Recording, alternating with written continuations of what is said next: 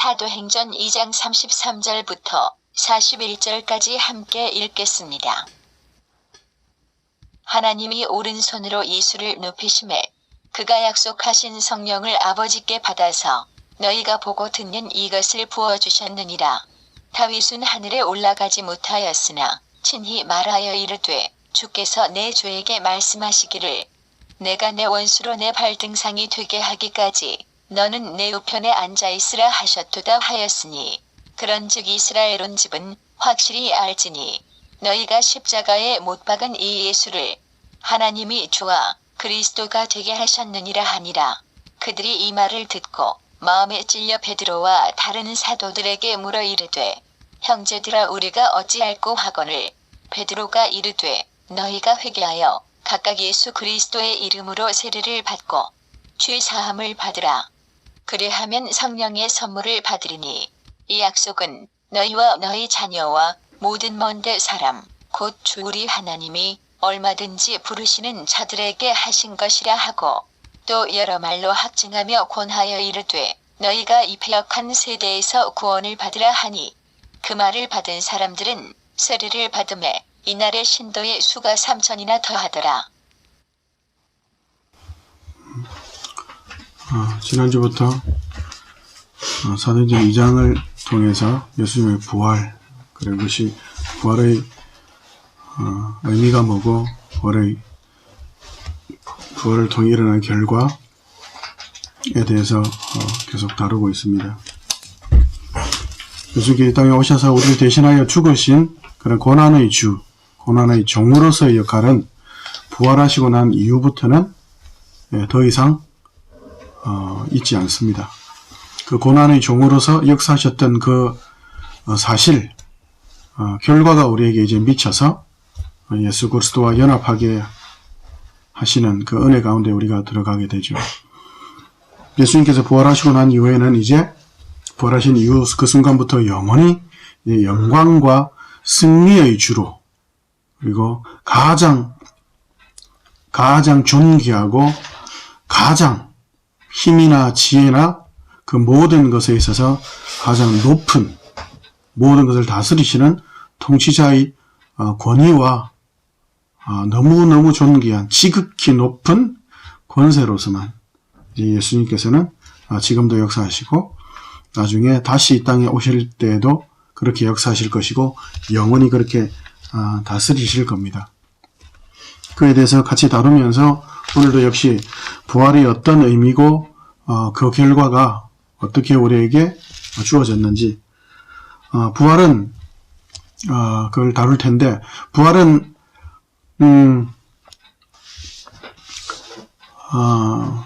기독교 어떤 그 전체 성경 전체에 흐르고 있는 구원의 역사의 전체뿐만 아니라 신론 그리고 인간론, 기독론, 구원론, 교회론, 종말론 등등 모든 신학의 주제와 연관해서 볼 때에 전체 구속사뿐만 아니라 성경이나 성경 전체에 흐르고 있는 그 신학 전체에서 가장 중요하고 결론에 해당되는 부분입니다.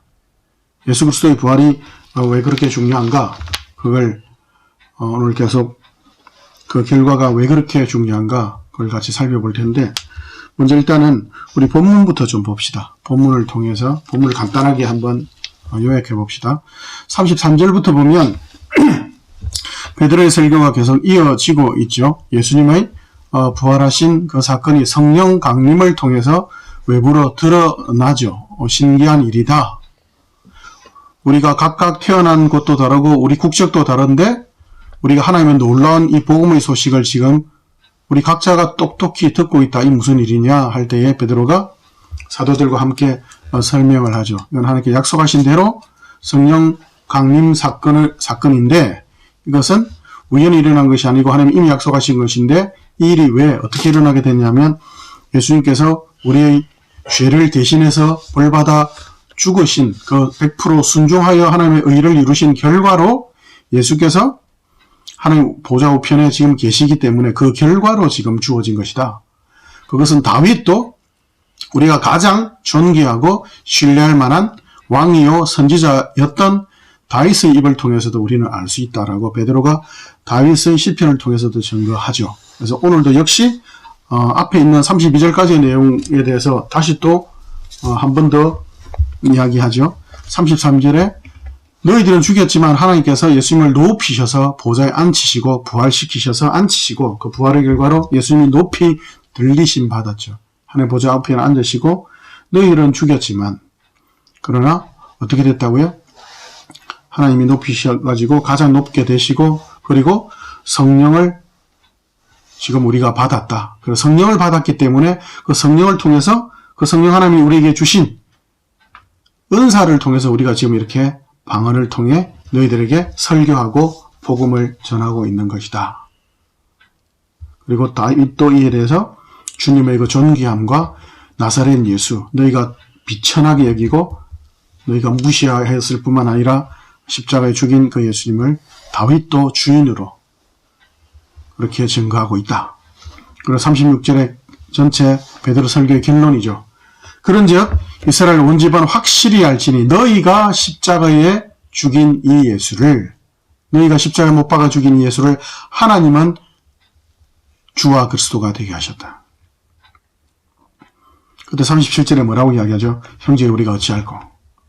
못잖아 이제 우리 다 죽었네. 주와 그리스도가 되게 하셨는데 우리의 주와 그리스도로 보내셨는데 우리가 죽여버렸구나. 근데 이들이 아직은 잘 이해 못하죠. 정확하게. 부활의 결과로 여전히 예수님은 너희의 주와 그리스도로 역사하고 계신다. 그걸 모르죠. 그래서 어찌할 거라고 우리가 어찌할 거라고 그렇게 반응하죠. 그 뒤에 뭐라고 이야기하죠? 회개하고 세례를 받으라. 그리하면 성령을 받을 것이다. 그렇게 이야기하죠. 그래서 회개 부분 그리고 세례 그리고 성령과 성령의 은사 부분이 나오죠. 그리고 41절에 있는 오늘 우리가 읽은 끝절에 보는 것처럼 신자들의 수가 늘어났죠. 그 신자들이 어떻게 해요? 회개하고 주께로 돌아왔을 때에 신자가 되었다. 결국 그들도 성령 받고 성령의 은사를 받고 하나님의 백성으로 자녀로 살게 되었다. 이 내용이 있습니다. 부활의 결과 부활이 기독교의 가장 핵심적이고 가장 중요한 어쩌면 하나만 딱 꼽는다면 물론 십자가의 고난이 시작이 되긴 했지만 그러나 꼭 하나만 이야기하라면 부활이 가장 큰 주제가 됩니다. 왜 그런지 우리가 하나씩 살펴볼 텐데 우리가 예수님의 부활을 통해서 주어진 그 결과에 대해서 부활에 있어서 부활이 왜 기독교의 역사에 있어서 기독교 교리, 진리에 있어서 가장 중요한 것인가 할 때에 기독교의 핵심적인 가치가 그리고 구원의 목적뿐만 아니라 구원의 계획과 뜻뿐만 아니라 창조의 계획과 뜻까지도 완성하는 것이 바로 부활이기 때문에 그렇습니다. 그런 복음을 전했는데 불구하고 37절에 보면 여전히 사람들은 우리가 어찌할 거라고 이야기하죠.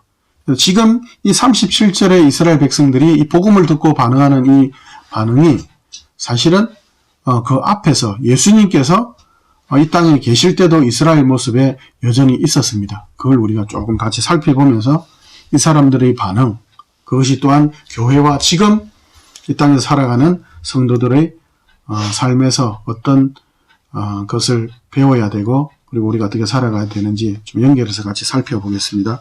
요한복음으로 한번 가봅시다. 요한복음 3장.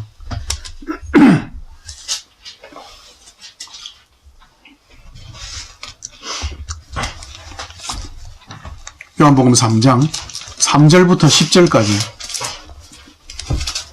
요한복음 3장 3절부터 10절까지 네, 같이 읽겠습니다. 시작. 예수께서 대답하여 이르시되 진실로 진실로 내게 이르노니 사람이 거듭나지 아니하면 하나님의 나라를 볼 수 없느니라. 니고데모가 이르되 사람이 늙으면 어떻게 날 수 있사옵나이까? 두 번째 모태에 들어갔다가 날 수 있사옵나이까? 예수께서 대답하시되 진실로 진실로 내게 이르노니 사람이 물과 성령으로 나지 아니하면 하나님의 나라에 들어갈 수 없느니라.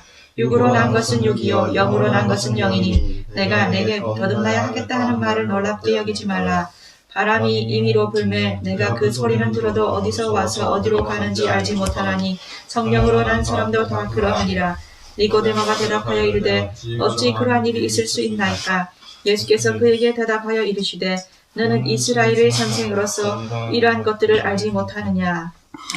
니고데모라는 이스라엘에서 학자요 그리고 국회의원 정도에 해당되는 명예와 그리고 지식과 그런 것이 뛰어난 사람이 밤에 찾아오죠. 몰래 찾아와서 바리새인 하면 이스라엘에서 가장 존경받고 그리고 엄청난 연습 훈련을 통해서 이스라엘의 율법에 뿐만 아니라 어떤 모든 제도들에 대해서 정통한 자죠. 그런데 와서 예수님께 묻죠. 질문하면서 하나님의 영생에 대해서 구원에 대해서 이야기를 하는데 예수님께서 물과 성령으로 거듭나지 않으면 구원받을 수 없다. 근데 뭐라고 이야기하죠? 그게 어떻게 가능합니까? 어떻게 가능합니까? 구원의 어떤 방법 그런 것들에 대해서 묻죠. 근데 예수님께서 이야기하신 것처럼 너는 왜 모르느냐? 성경을 통해서 이미 다 이야기했는데 네가 왜 모르고 있느냐라고 오히려 반문하시죠. 니고데의 모습은 그 뒤에도 연결되는 부분과 상관이 있는데 그 뒤에 16절부터 22절까지도 우리 같이 한번 읽어봅시다. 16절부터 22절 시작. 하나님이 세상을 이처럼 사랑하사 독생자를 주셨으니 이는 그를 믿는 자마다 멸망하지 않고 영생을 얻게 하려 하심이라. 하나님이 그 아들을 세상에 보내신 것은 세상을 심판을 하려 하심이 아니요 그로 말미암아 세상의 구원을 받게 하려 하심이라. 그를 믿는 자는 심판을 받지 아니하는 것이요 믿지 아니하는 자는 하나님의 독생자의 이름을 믿지 아니함으로 벌써 심판을 받은 것이니라. 그 정죄는 이것이니 곧 빛이 세상에 왔을 때 사람들이 자기 행위가 악함으로 빛보다 어둠을 더 사랑한 것이라. 악을 행하는 자마다 빛을 미워하여 빛으로 오지 아니하나니 이는 그 행위가 드러날까 함이요 진리를 따르는 자는 빛으로 오나니 이는 그 행위가 하나님 안에서 행한 것임을 나타내려 함이라 하시니라. 아멘. 예수님께서 니고데모의 질문 어떻게 구원, 영생, 어떻게 천국에 들어갈 수 있습니까? 라는 그 핵심적인 인간의 가장 기본적인 질문에 대해서 이야기를 하실 때에 빛이 세상에 왔는데 어둠이 그를 반대하고 있다. 빛과 어둠을 이야기하고 그리고 진리에 대해서 이야기하고 그러면 흔히 우리는 어떤 윤리 도덕적인 생각들 또는 진리에 대해서 이야기하고 이러면 뭔가를 알아야지 깨달아야지 이런 것들을 이야기하죠. 근데 예수님의 대답은 뭐죠? 예수님은 16절부터 하나님께 독생자를 보냈다. 어떻게 구원받습니까? 어떻게 하면은 구원받습니까? 이 질문은 결국 뭘 이야기하는 거예요? 자기는 방법을 알면 그 조건을 알면 내가 조건과 그 방법을 내가 맞출 수 있다는 거죠. 그죠? 제가 한번 해볼게요. 조건과 방법을 이야기해 주십시오. 근데 예수님 대답은 뭐죠? 하나님께 독생자를 보내셨다. 빛이 왔다. 내가 왔다. 그걸 이야기하죠.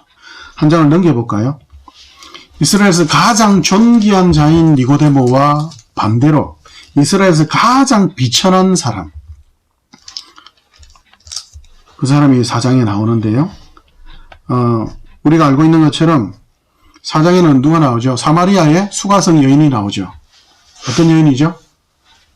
남편을 5명이나 갈아치운 어떻게 보면 창녀와 같다고 할 수 있을 만큼 먹고 살기 위해서 사마리아 사람들은 이스라엘 사람들이 어떤 취급을 받죠? 니고데모 같은 경우에는 이스라엘에서 가장 존귀한 취급을 받죠. 그러나 사마리아 사람은 이스라엘 사람들 중에서도 가장 낮게 취급받죠. 그래서 사마리아 사람들하고는 밥을 같이 안 먹을 뿐만 아니라 그 땅으로 들어가는 것조차 싫어해요. 그 정도로 개라고 취급할 만큼. 그런데 그 사마리아인들 중에서조차도 사마리아인들도 손가락질하는 여자. 그런 여자에게 그런 여자를 만나서 예수님께서 이야기하시죠. 그러면서 물 한 그릇 달라고 하니까 그 여자가 그 여자에게 예수님께서 이야기하시면서 내가 너에게 물을 영원히 마르지 않는 생수를 줄 거다. 그런 표현에 있어서 여자가 어떻게 표현하죠? 아니 뭐 두레박도 없고 뭐 물도 깊어가지고 내려가서도 못 갈 텐데 이렇게 하면서 이야기가 시작이 되죠. 그래서 야곱 우물 이야기하면서 당신이 야곱보다 더 큽니까? 하고 우물 이야기, 그리고 그런 물이 있으면 저한테 줘가지고 좀 부끄럽게 왔다 갔다 하지 않고 좀 그냥 집에서 편안하게 먹게 해주십시오. 그래서 물 이야기, 생수 이야기, 그렇게 이야기하죠. 그러면서 이제 연결되는 이야기 19절부터 우리 30절까지 같이 읽어봅시다. 19절부터 30절 같이 읽습니다. 시작. 여자가 이르되 주여 내가 보니 선지자로소이다. 우리 조상들은 이 산에서 예배하였는데 당신들의 말은 예배할 곳이 예루살렘에 있다 하더이다. 예수께서 이르시되 여자여 내 말을 믿으라. 이 산에서도 말고 예루살렘에서도 말고 너희가 아버지께 예배할 때가 이르리라. 너희는 알지 못하는 것을 예배하고 우리는 아는 것을 예배하노니 이는 구원이 유대인에게서 남이라. 아버지께 참되게 예배하는 자들은 영과 진리로 예배할 때가 오나니 곧 이때라. 아버지께서는 자기에게 이렇게 예배하는 자들을 찾으시느니라. 하나님은 영이시니 예배하는 자가 영과 진리로 예배할지니라. 여자가 이르되 메시아 곧 그리스도라 하는 이가 오실 줄을 내가 아노니 그가 오시면 모든 것을 우리에게 알려주시리이다. 예수께서 이르시되 내가 그라 하시니라. 이때 제자들이 돌아와서 예수께서 여자와 말씀하시는 것을 이상히 여겼으나 무엇을 구하시나이까 어찌하여 그와 말씀을 하시나이까 묻는 자가 없더라. 여자가 물동이를 버려두고 동네로 들어가서 사람들에게 이르되 내가 행한 모든 일을 내게 말한 사람을 와서 보라. 이는 그리스도가 아니냐 하니 그들이 동네에서 나와 예수께로 오더라. 아멘. 예수님께서 그런 물을 갖다가 달라고 하는 여자한테 이렇게 이야기하죠. 그 네 남편 데리고 온다. 그 당시에는 남편이 가장으로서 그 집안을 대표하기 때문에 그런 관계성을 맺을 때 항상 그렇게 남자들끼리 하였죠. 그 여자가 남편이 없다고 하니까 그래 네가 남편이 5이나 있었는데 지금 사는 남편도 네 남편 아니지. 이렇게 그 여자의 형편을 말을 안 했는데도 아시니까 선지자네요 하면서 이제 본격적인 질문을, 물을, 생수를, 그리고 부끄러움을, 그리고 그런 것을 쫓아가던 여자가 이제는 그걸 묻죠. 예배하는 것에 대해서 묻죠. 영적인 갈급함에 대해서 묻죠. 사마리아의 본문이나 니고데모 본문이 이런 건 전도의 본문과는 전혀 상관이 없어요. 니고데모의 질문에 대해서 예수님께서 독생자를 보냈다라고 대답하신 것처럼 여자도 지금 보면 계속 하는 이야기가 물 이야기, 생수 이야기, 남편 이야기. 물, 생수, 남편, 예배하는 방법, 장소, 조건 이런 걸 계속 이야기하죠. 자신의 삶의 근거, 내가 어떻게 살 수 있습니까? 물이 있으면, 남편이 있으면, 그래서 남편을 5명이나 갈아치우고 그렇게 해야만 살 수 있다라고. 하나님께 나아가는 것도 예배하는 장소가 따로 있다고, 예배하는 방법이 따로 있다고. 근데 뭐라고 이야기하죠? 하나님께서, 예수님께서 영과 진리로 예배해야 된다. 그럼 이것도 조건인가? 아니죠. 니고데모에게 물과 성령으로 거듭나지 않으면 천국에 들어갈 수 없다는 말이나 영과 진리로 예배해야 된다고 하는 말이나 똑같은 질문인 거예요. 여자도 물을 주십시오. 제게 남편보다 더 나은 그러한 내 남편 되신 하나님을 제가 바르게 예배할 수 있는 조건과 방법을, 장소를 가르쳐 주십시오. 그에 대해서 예수님께서 이야기하시죠. 메시아가 왔다라고 이야기하죠. 예수님께서 오신 것, 독생자를 보내신 것, 이것이 왜 복음의 핵심인지, 그리고 나아가서는 부활의 핵심인지 우리가 이 본문을 통해서는 조금 모호하죠. 그래서 회개, 세례, 성령 세례, 그리고 은사 이런 것에 대해서 예수님께서 사역을 시작하는 초반에 그에 대해서 세례 요한을 통해서 증거하셨던, 그리고 구약이 이미 약속하셨던 그 본문을 통해서 우리가 조금 연결해서 같이 살펴봅시다. 마태복음으로 가봅시다. 마태복음.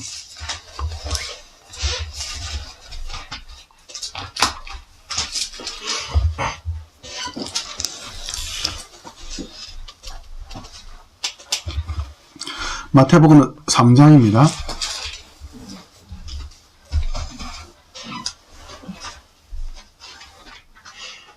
네, 마태복음 3장 세례요한이 와서 전하는 내용인데 마태복음 3장 1절부터 12절까지 우리 같이 읽습니다. 시작. 그때 세례 요한이 이르러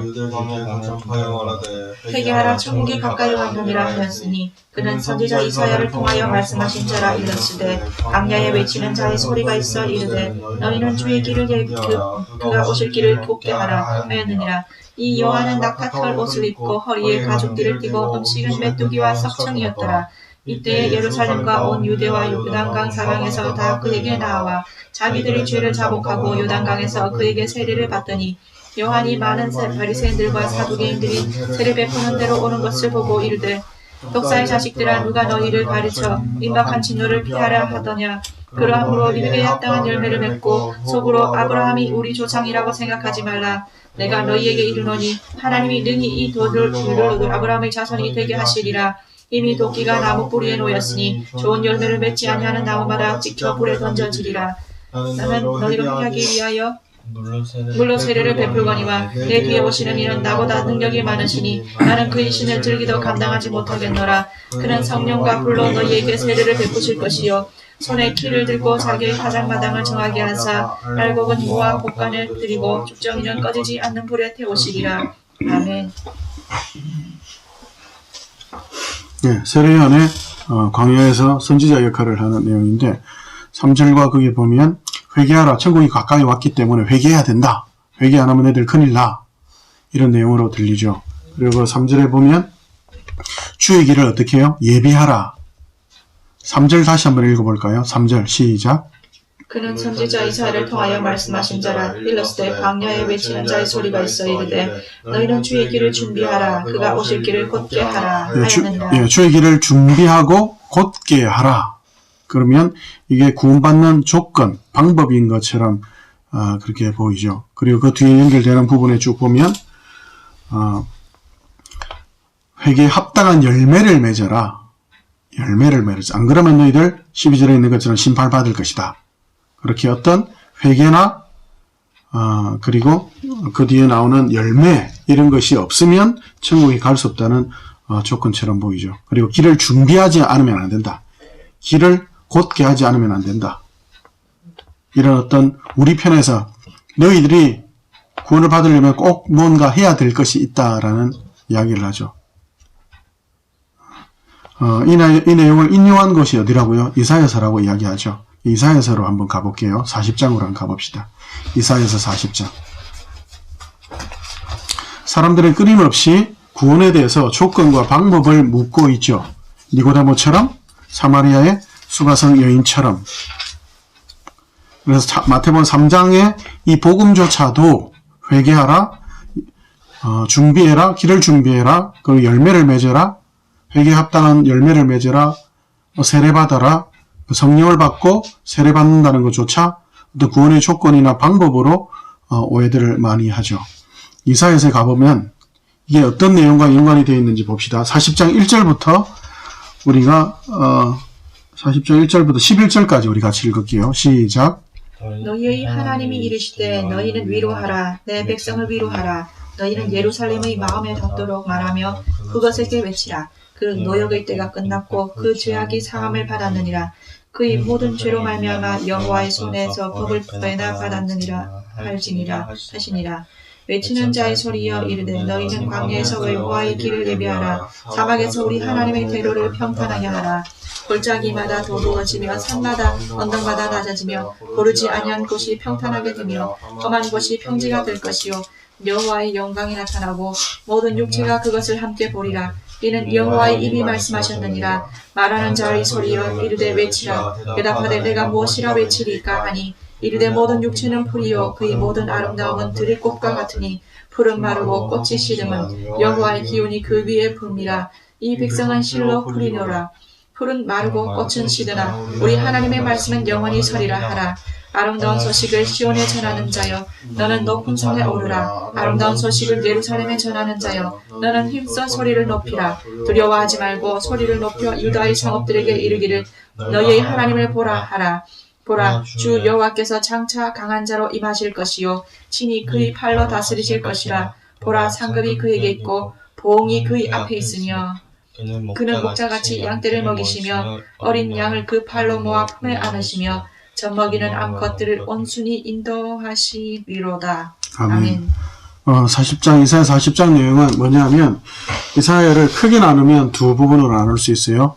그 뒤에도 뭐 다르게 몇 부분을 나눌 수 있는데 크게 1장부터 39장까지 그리고 40장부터 66장까지인데 1장부터 39장은 이스라엘 심판에 대해서 그리고 이스라엘뿐만 아니라 모든 열방 이스라엘을 침략해서 식민지 삼은 바벨론까지 포함해서 모든 인간들, 인간 나라에 대한 심판을 이야기하죠. 그리고 40장부터는 하나님의 신실하신 약속에 따른 구원을 이야기하죠. 그러면서 지금 이사야 40장에는 첫 장으로서 그 구원에 대한 선포를 본격적으로 다루는 첫 장으로 주의 길을 예비하고 평탄케 하라 이렇게 이야기하는 중에 어떻게 해요? 인간들이 지금 하나님 앞에 구원받기 위해서 뭘 했느냐에 대한 내용은 사실은 전혀 없죠. 내가 할 것이다 나오죠. 어떻게 하면 구원을 받고 어떻게 하면 천국에 들어갈 수 있습니까? 어떻게 하면 이 포로 생활에서 끝나고 하나님의 복된 나라로 다시 돌아갈 수 있습니까? 어떻게 하면 하나님의 성전을 다시 짓고 다시 하나님의 그 임마누엘의 은혜와 영광을 볼 수 있습니까? 할 때 뭐라고요? 내가 할 거다. 내가 높은 산을 낳게 할 것이고 낮은 골짜기를 돋을 것이다. 어떻게 해요? 여호와의 영광이 나타나서 그렇게 할 것이다. 그러죠. 어느 정도로 하나님께서 세심하게 하신다고요? 11절에 뭐라고 되어 있다고요? 새끼를 가진 암양을 안아서 이렇게 인도하실 만큼 쭉 인도할 거라고요. 40장 여기에서 이야기하는 그리고 마태복음 3장에서 그것을 인용해서 길을 예비해라 준비해라 길을 곱게 해라 그 말은 너희들 보고 너희들이 길을 내가지고 예수님이 하나님이 보내시는 메시아가 왕임을 너희들도 알지. 그 왕이 올 거니까 왕은 주로 대로를 다니잖아요. 그죠? 왕을 대로를 쫙 평평하게 이렇게 쫙 닦거든요. 군대를 여러분들 아직 안 가봤는데 군대 가면은 뭐 어떤 무슨 열병식이나 이런 거 할 때에 풀 한 포기도 없게 깨끗하게 쫙 닦아요. 이렇게 왕의 대로. 그리고 우리가 어떤 뭐 시상식 이런 게 보면 카페트 깔려있는 거 보이죠. 그죠? 그런 것처럼 카페트를 쫙 깔아요. 이렇게. 왕이 오실 길을 준비하는 걸로. 그럼 그 왕이 오시니까 우리 옛날에 고대 노예들처럼 큰일 났네. 높은 산을 깎아야 되고 낮은 골짜기는 또 흙을 메워가지고 평평하게 하려면 죽었구나가 아니고 누가 하신다고요? 지금 여기서? 노예인 너희들, 바벨론에 노예로 있는 너희들 보고 하라고요? 아니요. 너희들 보러 가라가 아니고 지금 노예로 있는데 식민지에서 독립전쟁 해가지고 너희들 보러 하라가 아니고 역대하 36장 맨 끝장 22절 23절에 보면 하나님께서 고레스를 감동시키세요. 그래가지고 천지의 왕이신 하나님께서 내게 이 모든 권세를 주시는 건 나도 안다. 어떻게 알아요 자기가? 하나님이 계시하지 않으시면. 자기가 알았다고 하면서 모든 사람들은 하나님을 사모하는 모든 자들은 올라가서 하나님의 집을 지어라 하고 그냥 다 보내줘요. 그냥 다 보내줘요. 자기 곳간도 열어서. 이스라엘 백성들이 포로로 잡혀간 이스라엘 백성이 한 것이 없어요. 하나님께서 구원을 선포하시고 하나님께서 고레스를 세워서 그들을 다 보내주시는 거예요. 길을 예비하라, 곱게 하라. 그러면 회개하라. 주의 오실 길을 준비하라. 이 말은 뭔 거예요? 너희가 준비하고 너희가 조건과 환경을 맞추어서 내가 구원의 방법을 가르쳐주고 구원의 조건을 이야기해 줄 테니까 이걸 너희가 하면 내가 구원해 주겠다. 이게 아니고 하나님이 주인으로 오신 거예요. 왕으로 오신 거예요. 그래서 포로로 잡혀있던 자기 백성을 왕이 왔다는 건 뭐예요? 그 노예에서 풀려났다는 거예요. 왕이 다 준비했다는 거예요. 왕이 그 길을 만들어 놓았다는 거예요. 그러니까 왕이 와서 회개하라. 천국이 가까이 왔다. 이 말은 제일 첫 번째 선포의 대상은 누군 거예요? 하나님의 백성들, 죄인들에게 대한 선포가 아니고 왜요? 노예들인데 무슨 길을 닦아? 그죠? 그런 선포가 아니고 처음에 회개하라. 좀 약간 경상도 말로 약간 쉬운 말로 표현하면 너가 다 죽었다 이 말인 거예요. 누구에게 표현한 거냐면 죄와 사망의 권세, 세상 나라, 사단의 나라에게 선포하는 거예요. 내 백성 내놔. 네가 노예로 잡고 있는 죄와 사망의 노예로 잡고 있는 내 백성 내놔. 전쟁을 선포하는 거예요. 누구에게? 사단에게, 세상 나라에. 온 천지와 우주 만물의 왕이신 하나님께 전쟁을 선포한다. 그 말은 뭐예요? 선포 이꼬르 선포 즉시 뭔 거예요? 승리인 거죠. 그래서 하나님께서 구원을 주시는 거예요. 이 내가 왕으로 왔으니까 이제 내 다스림을 받으라는 거예요. 너희들이 뭐 물건을 가져와라, 뭐를 가져와라, 길을 닦고 카페트를 깔아라가 아니고 내가 했다라는 거예요. 그걸 인정하고 주인으로 받아들여라는 거예요. 이사야서 한 권 더 넘어가서 예레미야서로 가봅시다. 예레미야서 31장. 회개나 세례나 이거는 구원의 조건이 아니라는 걸 지금 마태복음 3장도 그렇고 이사야서에서도 이야기하고 있죠. 근데 우리는 너무 회개나 세례를 구원 얻는 조건으로 생각하는 경향이 많이 있습니다. 근데 보세요. 31장으로 우리 확실히 좀 더 봅시다. 31장 7절부터 14절까지 봅시다. 7절부터 14절 같이 읽습니다. 시작. 여호와께서 이와 같이 말씀하시니라. 너희는 여러 민족의 앞에 서서 야곱을 위하여 기뻐 외치라. 너희는 전파하며 한탄하며 말하라. 여호와여 주의 백성 이스라엘의 남은 자를 구원하소서 하라. 보라, 나는 그들을 북쪽 땅에서 인도하며 땅 끝에서부터 모으리라. 그들 중에는 맹인과 다리 저는 사람과 잉태한 여인과 해산하는 여인이 함께 있으며 큰 무리를 이루어 이곳으로 돌아오리라. 그들이 울며 돌아오리니 나의 인도함을 받고 강구할 때에 내가 그들을 넘어지지 아니하고 물 있는 계곡의 고든 길로 가게 하리라. 나는 이스라엘의 아버지요 에브라임은 나의 장자니라. 이방들이여 너희는 여호와의 말씀을 듣고 먼 섬에 전파하여 이르기를 이스라엘을 흩으신 자가 그를 모시고 목자가 그 양떼에게 행함같이 그를 지키시리로라. 여호와께서 야곱을 구원하시되 그들보다 강한 자의 손에서 성령하셨으니 그들이 와서 시온의 높은 곳에서 찬송하며 여호와의 복 곧 곡식과 새 포도주와 기름과 어린 양의 때와 소의 때를 얻고 크게 기뻐하리라. 그 심령은 물된 동상 같겠고 다시는 심이 없으리로다 할지어다. 그 때에 처녀는 춤추며 즐거워하겠고 청년과 노인은 함께 즐거워하리니 내가 그들의 슬픔을 돌려서 즐겁게 하며 그들을 위로하여 그들의 근심으로부터 기쁨을 얻게 할 것임이라. 내가 기름으로 제사장들의 마음을 흡족하게 하며 내 복으로 내 백성을 만족하게 하리라. 여호와의 말씀이니라. 아멘. 아멘. 하나님께서 어떻게 인도하시죠? 길을 예비해라. 높은 산을 낮추고 낮은 골짜기를 돋아라. 누구 보고 하라고 했다고요? 뭐에 대한 이야기라고요?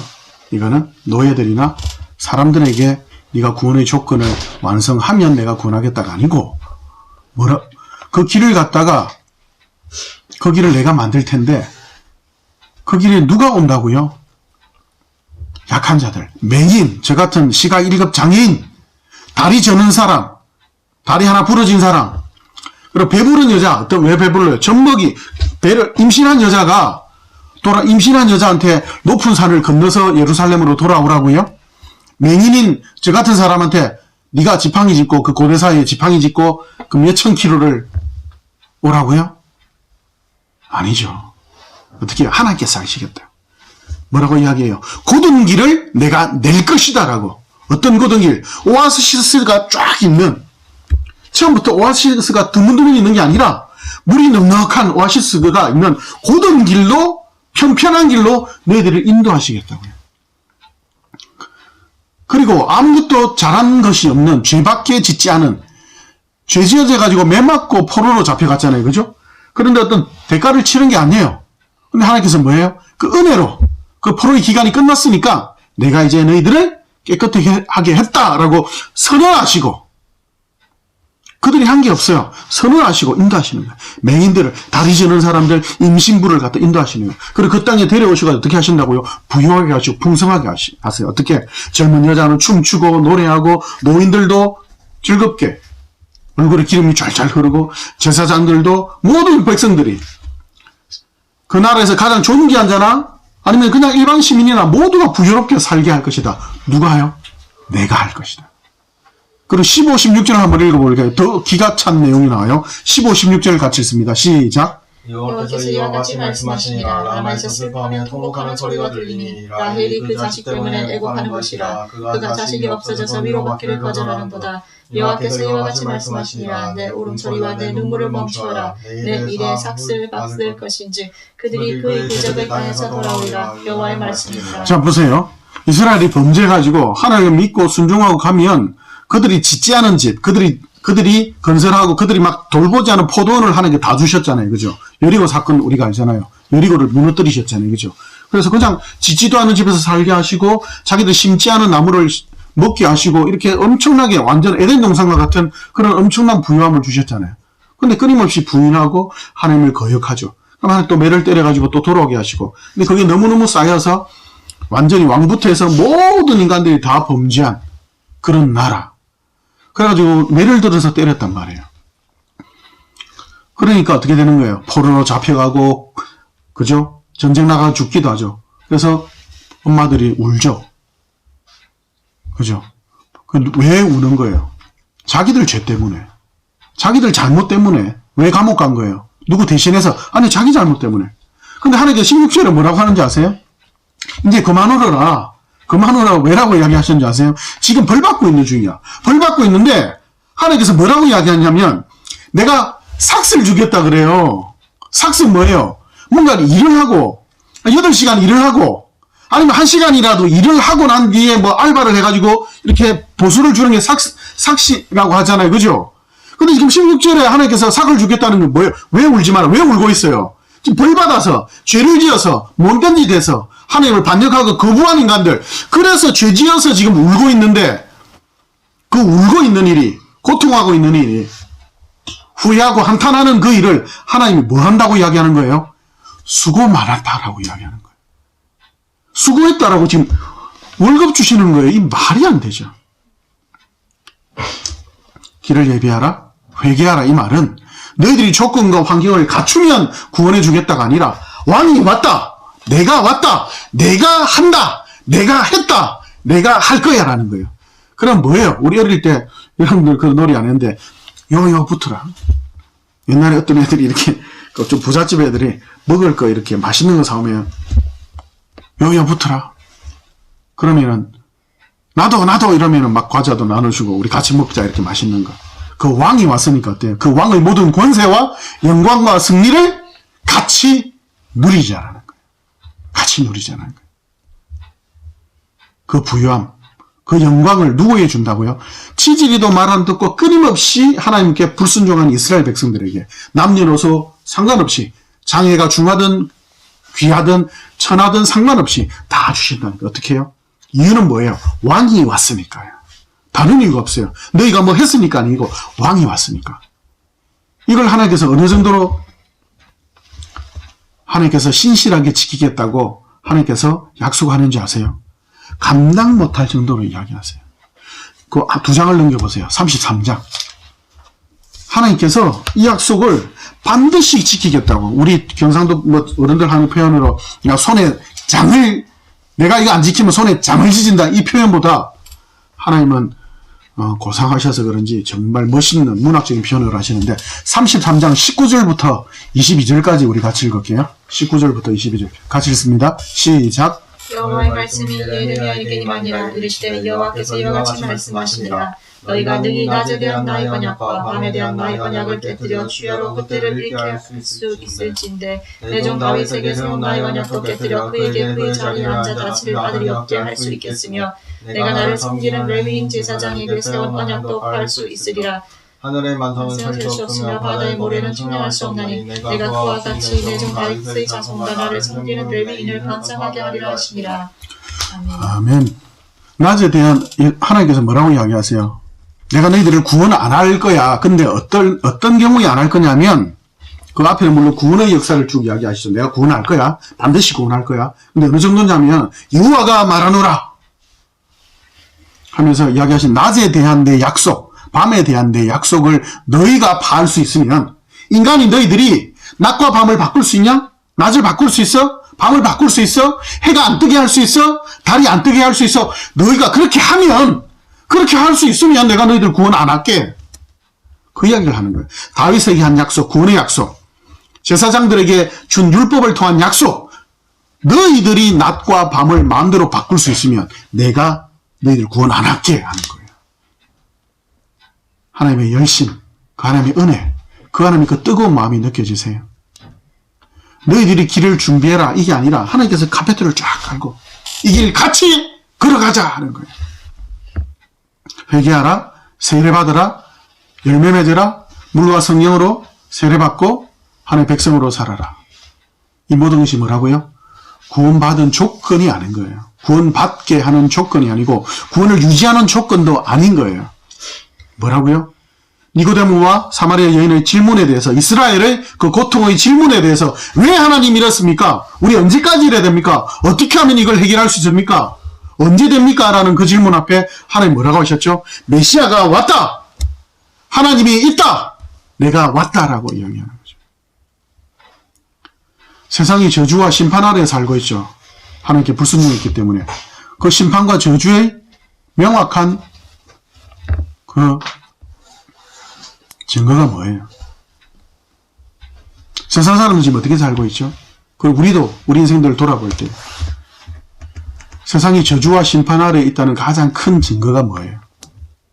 내가 자기가 주인이라는 거 아니에요. 근데 우리 다 역사를 통해서 시대를 통해서 지금도 보고 있죠. 내가 주인이 되었던 내 인생, 내가 주인이 되었던 내 인생, 인간이 내가 주인이 되었던 내 인생, 그리고 인간이 주인으로 살았던 인간의 모든 역사들, 그리고 소망이 없음에도 불구하고 미친 듯이 소망을 찾아 날뛰는, 미래가 없음에도 불구하고 미래가 있다고 설치는 인간들의 그 허망한 허무함. 그죠? 결국 뭐예요? 내가 주인되고 인간이 주인되고 인간이 주인된 그 모든 시간들 뭐예요? 그것이 뭔 거예요? 그게 저주와 심판이죠. 어떻게 구원받습니까? 어떻게 하면 복받고 어떻게 하면 평안이, 어떻게 하면 자유와 기쁨과 평안 속에 살 수 있습니까? 하나님의 대답은 뭐예요? 내가 있단다. 하나님이 왔다. 메시아가 왔다는 거예요.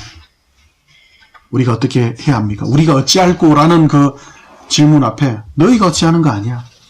내가 너희에게 어찌하는 걸 너희들이 그걸 받고 인정하고, 내가 주인이란다, 내가 왕이란다, 내가 하나님이란다, 내가 너희의 유일한 공급자란다, 내가 너희의 유일한 지혜와 능력이며, 내가 유일한 너희의 미래며, 내가 너희의 유일한 소망이란다.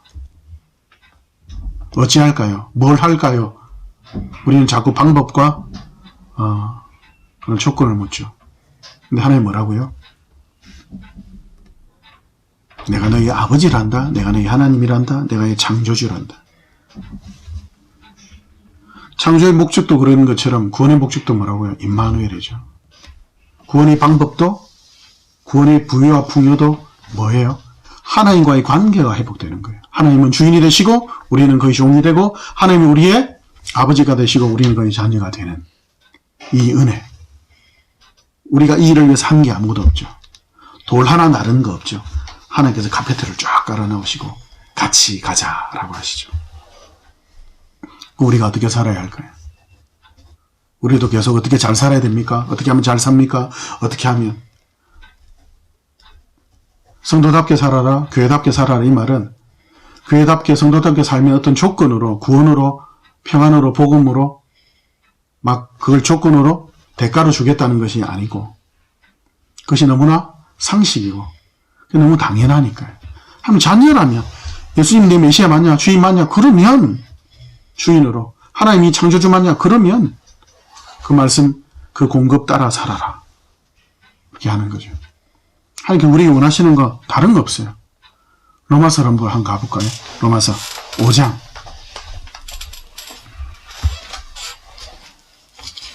조건과 환경에 대해서 우리가 어찌할꼬, 형제들아 우리가 어찌할꼬, 어떻게 조건과 방법을 찾는 모든 사람들 앞에 하나님이 요구하시는 것. 로마서 5장 1, 2절 우리 같이 읽습니다. 5장 1, 2절 같이 읽읍시다. 시작. 그러므로 우리가 믿음으로 의롭다 하심을 받았으니 우리 주 예수 그리스도로 말미암아 하나님과 화평을 누리자. 또한 그로 말미암아 우리가 믿음으로 서 있는 이 은혜에 들어감을 얻었으며 하나님의 영광을 바라고 즐거워하느니라. 아멘. 하나님과 화평을 누리는 것, 하나님의 영광을 바라고 즐거워하는 것, 아니 하나님과 영원히 함께 하시는 하나님, 내가 세상 끝날까지 함께 하리라 그 약속하신 그 하나님과 영광을 누리며 그 하나님의 영광과 그 하나님을 소망하며 같이 하나님과 함께 누리는 것. 어떻게 해서 이게 가능하게 됐죠? 믿음으로 은혜로 가능하게 됐잖아요. 예수님께서 십자가로 열어놓으신 그 길, 그걸 우리는 살게 되었잖아요. 그러면 하나님께서 우리에게 원하시는 것, 너 잘해라, 뭔가 열심히 해라가 아니라 내 자녀답게 살아라. 그죠? 11절도 우리 같이 읽어볼까요? 5장 11절 같이 읽습니다. 시작. 그뿐 아니라 이제 우리로 화목하게 하신 우리 주 예수 그리스도로 말미암아 하나님 안에서 또한 즐거워하느니라. 네, 소망을 바라고 즐거워하고 또 하나님과 함께 즐거워하고 즐거워하는 거죠. 왜요? 하나님이 주인 되지 않은, 하나님을 거부하는 인간, 저주받은 심판받은 세상은 자기가 주인 되고 인간이 주인 되는 역사는 소망이 없죠. 저주와 고통 속에 살다가 결국 미치든지 아니면 고통 중에 끊임없이 살다가 영원한 고통에 빠지게 되죠. 하나님께서 우리에게 원하시는 것, 임마누엘의 영광과 화목을 누리며 즐거워하는 것. 그런데 왜 하나님 이 땅은 고생입니까? 3, 4절 우리 같이 한번 읽어볼까요? 3, 4절 같이 읽어봅시다. 3, 4절 시작. 다만 이뿐 아니라 우리가 환난 중에도 즐거워하나니 이는 환난은 인내를, 인내는 연단을, 연단은 소망을 이루는 줄 알미로다. 아멘.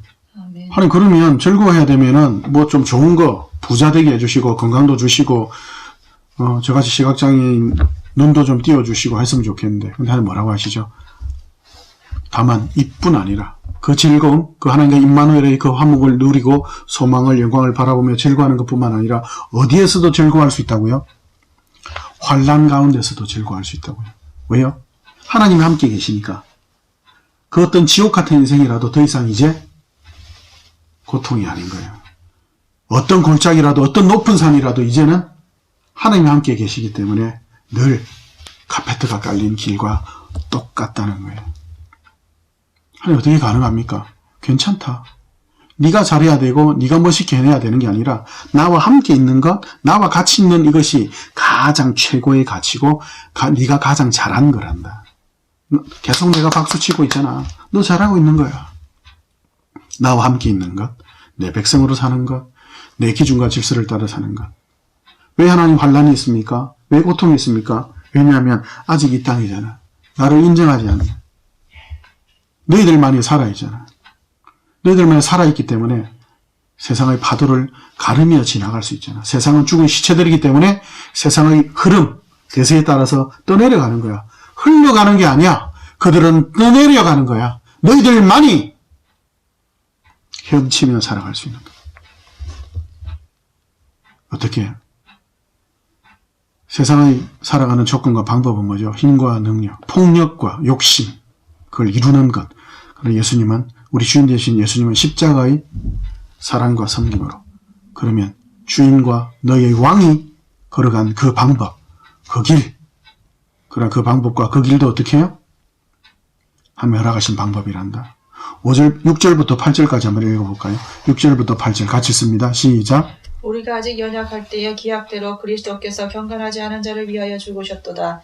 의인을 위하여 죽는 자가 쉽지 않고. 죄송해요. 5절부터 8절까지 읽을게요. 시작. 소망이 우리를 부끄럽게 하지 아니함은 우리에게 주신 성령으로 말미암아 하나님의 사랑이 우리 마음에 부은 바 됨이니 우리가 아직 연약할 때의 기약대로 그리스도께서 경건하지 않은 자를 위하여 죽으셨도다. 의인을 위하여 죽는 자가 쉽지 않고 선인을 위하여 용감히 죽는 자가 혹 있거니와 우리가 아직 죄인 되었을 때에 그리스도께서 우리를 위하여 죽으심으로 하나님께서 우리에 대한 자기의 사랑을 확증하셨느니라. 아멘. 아멘. 우리 이렇게 살아가는데 내버려 두시지 않죠. 성령을 보내셔서 함께 하시죠. 그리고 끊임없이 우리가 받은 구원과 은혜를 생각나게 하시죠. 너 연약할 때 구원했어. 너 경건하지 않을 때, 하나님을 반대하고 싫어할 때, 하나님을 개새끼, 소새끼라고 할 때도 내가 너를 사랑해서 구원했단다.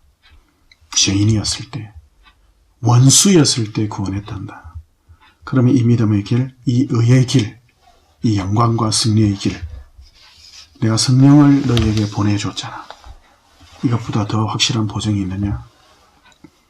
너희들의 길, 너희들에게 보장되어 있는 미래, 너희들의 소망. 뭐 더 확실한 보증이 필요하느냐? 너 누구냐? 그걸 지금 계속 이야기하시는 거죠. 어떻게 살까요? 언제, 어디서, 뭘요? 그게 아니라 하나님이 누구시죠? 하나님이 어떤 분이시죠? 은혜롭고 자비롭고 노하기를 더디하고 인자와 진실이 많은 하나님, 예 하나님. 사막에 길을 내시고 사막에 샘이 터져나오게 반석에서 돌멩이에서 이 돌대가리야. 근데 그 돌대가리에서 하나님께서 훌륭한 마치 박사 논문이 나오는 것처럼 돌멩이에서 물이 솟아나오게 하는, 그죠? 하나님께서 그렇게 중요한 건 반석에서 물이 나오고 뭘 하고가 아니라 복음의 핵심, 부활, 그 핵심이 뭐죠? 주와 그리스도가 되게 하셨느니라. 우리가 인생되고 인간이 인생됐던 그 역사, 그 저주와 심판 아래 있었던 그것이 어떻게 해요? 예수님이 주인으로 그리스도로 그렇게 우리의 영원한 왕으로 그렇게 완성되었다는 것. 그것이 우리의 가장 큰 복음이고 부활의 결론인 겁니다. 이 한 주도 우리 인생 가운데 예수님 우리 주와 그리스도라는 것, 그것이 가장 교회와 성도의 승리와 영광의 전부인 것을 믿음으로 고백하면서 그렇게 이번 한 주도 앞으로 계속 그렇게 즐겁게 예수 믿는 사람답게 그렇게 살아갑시다. 기도합시다.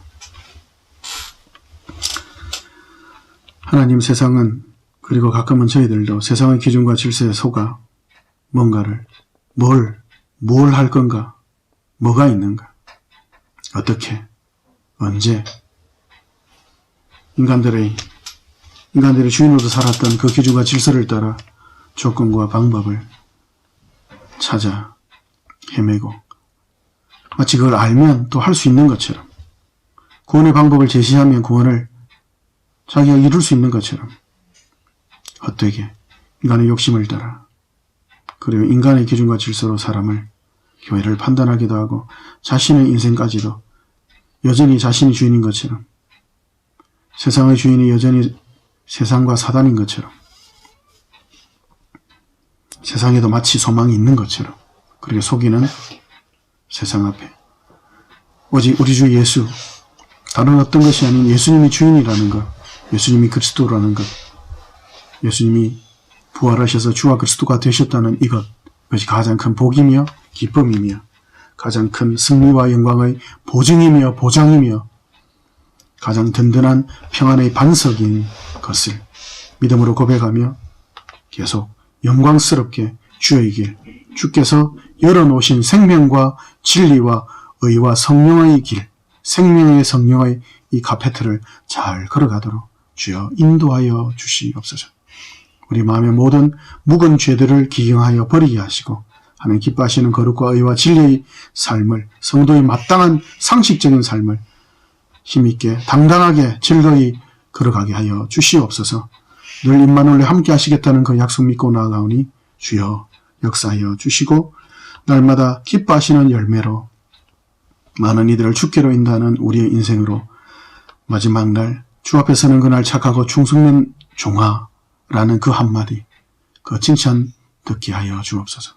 살아계신 우리 주 예수님 이름으로 기도합니다. 아멘.